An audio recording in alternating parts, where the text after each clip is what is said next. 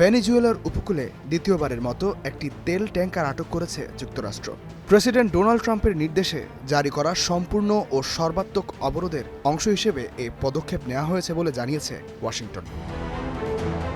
যুক্তরাষ্ট্রের অভ্যন্তরীণ নিরাপত্তা বিষয়ক মন্ত্রী ক্রিস্টি নয়েম ট্যাঙ্কারের আটকের বিষয়টি নিশ্চিত করে জানান, পেন্টাগনের সহায়তায় মার্কিন কোস্টগার্ড জাহাজটি আটক করেছে।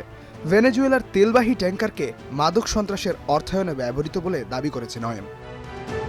গত কয়েক সপ্তাহের মধ্যে এটি ভেনেজুয়েলার কাছাকাছি এলাকায় আটক করা দ্বিতীয় তেলবাহী ট্যাঙ্কার।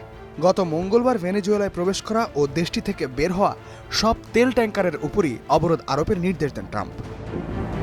এরপরেই পুয়ের্তো রিকোতে সামরিক উপস্থিতি জোরদার করে যুক্তরাষ্ট্র।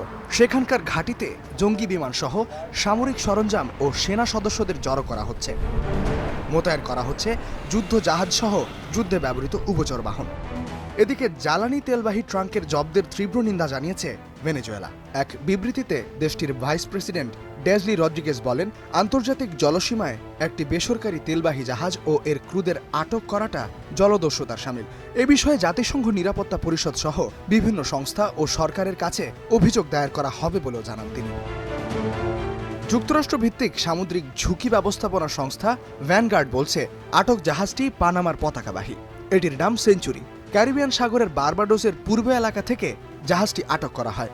ভেনেজুয়েলার রাষ্ট্রায়ত্ত তেল কোম্পানি পিডিভিএস এর অভ্যন্তরীণ নথি বলছে, প্রায় 18 লাখ ব্যারেল অপরিশোধিত তেল নিয়ে চীন যাচ্ছিল Century. Ishtehadul Mahmud, Star news.